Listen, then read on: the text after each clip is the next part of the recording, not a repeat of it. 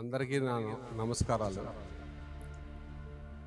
ఈరోజు ఈ కార్యక్రమం ఇంత అద్భుతంగా జరిగినందుకు నాకు చాలా ఆనందంగా ఉంది. దిలీప్ గురించి చిన్ననాటి విషయాలు మీతో షేర్ చేస్తాను.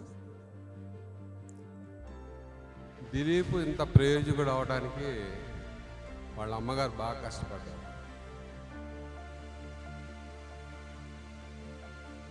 దిలీప్ వాళ్ళ బ్రదరు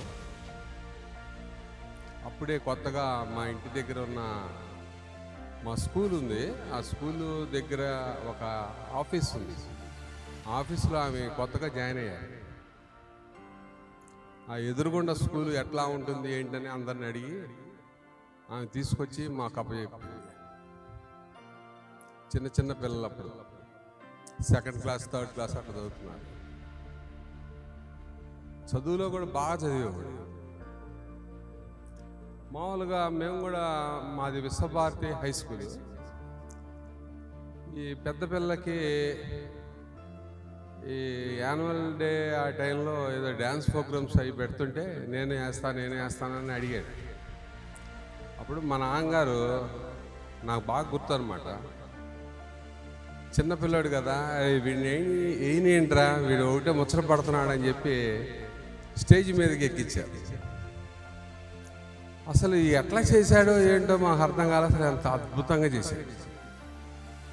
అసలు మా నాన్నగారు చాలా ఆనందపడిపోయి ఆ రోజుల్లోనే ఫస్ట్ టైం మెడలో ఒక డబ్బులతో కూడుకున్న దండ లాంటిది వేయించారు. ఆ రోజు నుంచి ఏ కార్యక్రమం జరిగినా కల్చరల్ యాక్టివిటీస్లో తను చాలా బాగా యాక్టివ్గా ఉంటూ ఎడ్యుకేషన్లో కూడా బాగా రాణించాడు. గురుభక్తి ఎక్కువ, గురువుల్ని మర్చిపోడు. ఎప్పుడు ఫోన్లు చేస్తుంటాడు. అవకాశం ఉంటే తెనాలి వస్తే కలుస్తాడు. చాలామంది విద్యార్థులు ఇప్పుడు నా దగ్గర కనీసం ఒక 70-80 వేల మంది 10th క్లాస్ విద్యార్థులు స్టూడెంట్స్ ట్రైన్ అయ్యి ఉంటారు నా దగ్గర. వాళ్ళల్లో అరుదుగా ఉంటారన్నమాట కొంతమంది పిల్లలు. ఇట్లా మేము గుర్తుపెట్టుకునేవాళ్ళం. ఎవరంటే వాళ్ళు వచ్చి కనపడుతుంటారు మాకు, వచ్చి సార్ మేము ఇట్లా ఉన్నాం అని. ఇంటర్మీడియట్ పరీక్షలు రాయంగానే వచ్చి నాకు ఫస్ట్ టైం చెప్పాడనమాట. ఎట్లా రాశారా అంటే బాగా రాశారండి. మళ్ళీ ఫ్యూచర్లో ఏం చేద్దాం అనుకున్నామంటే ఏరోనాటికల్ ఇంజనీరింగ్ అవుతానండి అన్నాడు. ఎందుకురా ఇవన్నీ అవ్వవో సావురా, సీట్లు తక్కువ అది ఇదని అన్నా. లేదు నాకు బాగా ఇంట్రెస్ట్గా ఉంది, నేను చేద్దాం అనుకుంటున్నాను. సరే నీ ఇష్టం చేస్తా మరి అని అన్నా. వాడు ఏదైతే అన్నాడో ఆ పనులన్నీ చేసుకుంటూ వచ్చేసాడు. గ్రాండ్ సక్సెస్ అయ్యాడు. అట్లానే స్టూడెంట్స్ చాలామంది స్టూడెంట్స్కి ఒక మాట చెప్దాం అనుకున్నాను. కొంతమంది ఒక్కొక్క కోర్సుల్లో చేరడానికి చాలా ఉత్సాహం చూపిస్తారు. ఉత్సాహం చూపించిన తర్వాత ఏమవుతుందంటే ఎవరో ఏదో చెప్పారని చెప్పి మళ్ళీ వాడు యూటర్న్ తీసుకుని వేరే కోర్సులోకి వెళ్ళిపోతుంది. దాని మీద స్టాండర్డ్గా ఉండట్లా పిల్లలు. అట్లానే ఇందాక ప్రదీప్ సార్ చెప్పారు, మీరందరూ వింటున్నారా అని చెప్పి మిమ్మల్ని బాగా యాక్టివేట్ చేస్తున్నారు ఆయన. ఇదివరకు రోజుల్లో మేము స్కూల్ పెట్టిన కొత్తలో 85% పాఠం లెసన్స్ వినేవాళ్ళు పిల్లలు. ఒక 15% డల్ స్టూడెంట్స్ ఉండేవాళ్ళు. ఇప్పుడు వినేవాళ్ళు ఏమో 15% అయ్యారు, డల్లర్స్ ఏమో 85% ఉంటున్నారు క్లాసులో. వాడికి తెలుగు రాయటం రావట్లా, ఇంగ్లీష్ రాయటం రావట్లా, ఏది రాదు, క్యాలిక్యులేషన్స్ కూడా రావట్లా. ఏంటంటే ఎక్కడ కానీ అన్నీ స్టేట్ ఫస్ట్లో వస్తున్నాయి మార్కులు. అన్ని పిచ్చి మార్కులు ఇవన్నీ మనం వేసుకునేవి. కరెక్ట్గా లేదు అసలు లైను. ఇదివరకు రోజుల్లో ఇంటర్మీడియట్ కంటే prose, poetry, non detail 1, non detail 2, essay type questions బాగా రాసేవాడు. ఇప్పుడు ఏమి లేదు, ఏనా యానా దీనా కింద వర్డ్స్ అవి చూసి పెట్టేసేటివే. పక్కనోడు ఏది పెడితే ఇది వీడు పెట్టేస్తున్నాడు, పాస్ అయిపోతుంది. కాబట్టి పాత రోజుల్లో ఎవరైతే మా దగ్గర చదువుకున్నారో ఆ పిల్లల్ని మేము బాగా గుర్తుపెట్టుకున్నాం. వాడు ఇటు చదివాడు, వీడు ఇటు చదివాడు. ఇప్పుడు ఎంత 100 మార్కులు వచ్చినా కూడా వాడు గుర్తున్నట్ల మాకు. ఆ రోజుల్లో పేరెంట్స్ వచ్చి మాస్టర్ మా బాబు ఉన్నాడా అంటే, అరే వాళ్ళ ఇంటి పేరు పెట్టి పిలిచేవాడు అనమాట. అరే గంట మీ నాన్న వచ్చాడు పోరా అని. ఇంటి పేరు కూడా గుర్తుపెట్టుకునేవాడు. ఈ రోజుల్లో మనిషి పేరే గుర్తు. మా అబ్బాయి రమేష్ అంటే రమేషా, అరే ఎవడరా రమేష్ అంటున్నాడు. అంటే స్టూడెంట్స్కి టీచర్కి అసలు సత్సంబంధాలు లేవు. ఏదో వస్తున్నారు, ఏదో చెప్తున్నారు, ఏదో వింటున్నారు, ఏదో వెళ్ళిపోతున్నారు. ఇది కరెక్ట్గా లేదండి. ఒకసారి మీరు ఆలోచించండి. కొంతమంది నిరీక్షించట్ల. అసలు ఒక కోర్సు కంప్లీట్ చేసిన తర్వాత ఆ కోర్సులో కొంత టైం వెచ్చించాలి. ఎవడో ఉంటాడు ఒకడు ఎదవ. ఆ ఎదవ ఏం చేస్తాడంటే వీడికి చెప్తాడు, దీంట్లో ఎంతరా 10,000 వస్తాయి కదా, 15,000 వస్తాయంట, మధ్యలో తీసేస్తారంటారా అంటాడు. అనగానే వాడు మానేస్తాడు. వాడు మానేయటమే కాదు, ఇంకో 10 మందిని మానిపిస్తాడు ఆ కోర్సు. ఎవడైతే స్టాండర్డ్గా దాన్ని నమ్ముకుని ఉన్నాడో వాడు సక్సెస్ అవుతున్నాడు. కాబట్టి ప్రతి విద్యార్థి గురువులు చెప్పిన దాన్ని బాగా వినండి, అద్భుతమైన ఫలితాలు వస్తాయి. గురుభక్తి ఉండాలి. చదువు ఎంత చదివామనేది కాదు, గురువుతో ఎప్పుడైతే సత్సంబంధాలు, గురువు ఆశీస్సులు ఉంటాయి. అరే వాడు పాపం మనం అంటే బాగా ఇష్టపడుతున్నాడు, వాడికి ఏం నేర్పాలరా అని ఆలోచిస్తాం. కాబట్టి నేను చెప్పేది ఏంటంటే, నేను గురువుని నేనేమని కోరుకుంటానంటే, వచ్చే జన్మలో నీకేం కావాలంటే మళ్ళీ గురువునే పుట్టాలని కోరుకుంటున్నాను. ఎందుకంటే నేను అంత ఈ గురుతత్వంలో పిల్లలకి చదువు నేర్పి, ఏది డల్ స్టూడెంట్కి నేర్పా బాగా.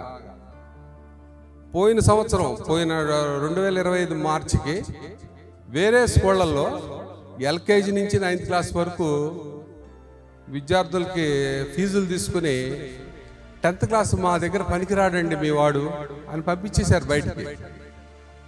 అటువంటి స్టూడెంట్స్ని నేను తీసుకున్నా. వాళ్ళందరికీ నవరత్నాలని ఓ పేరు పెట్టా. నవరత్నాలు, జాతిరత్నాలు కాదు, నవరత్నాలు. 9 మంది అనమాట మొత్తం. ఈ 9 మందిని క్లాసుల్లో ఏం చేస్తాడంటే పక్కనోడిని కలిస్తాడు, ముందోడిని కలిస్తాడు. అందరు గోలగోలగా చేస్తున్నారు. మా స్టాఫ్ అందరు నా దగ్గరికి పరిగెత్తుకుంటూ వచ్చేసారు. సార్ ఏం సార్ అటువంటి పిల్లల్ని తీసుకున్నారు మీరు, అడిగి ఏమి రావట్లేదు అన్నాడు. మరి అన్నీ వస్తే చెప్తారా మీరు, ఏమి రావద్దు చెప్పరా అన్నా. కనీసం క్యాలిక్యులేషన్స్ టేబుల్స్ రావాలి కదండి అన్నాడు ఒక మాస్టర్ గారు. సరేలేండి వాళ్ళందరినీ బయట కూర్చోబెట్టండి అన్న. మా స్కూల్ బయట సరస్వతి విగ్రహం ఉంది. ఆ విగ్రహం దగ్గర కూర్చోబెట్టి ఆ 10 నెలలు నేనే ట్రైనింగ్ ఇచ్చాను. Telugu, Hindi, English, maths, physics అన్నీ చదివించడం, రాయించడం చూడకుండా అప్పచెప్పించుకోండి. ఆ 9 మందిలో 7 ఫస్ట్ క్లాస్లో పాస్ అయ్యారు, 2 సెకండ్ క్లాస్లో పాస్ అయ్యారు. రిజల్ట్స్ రాగానే పేరెంట్స్ అందరూ వచ్చి కళ్ళమ్మ నీళ్ళు పెట్టారు.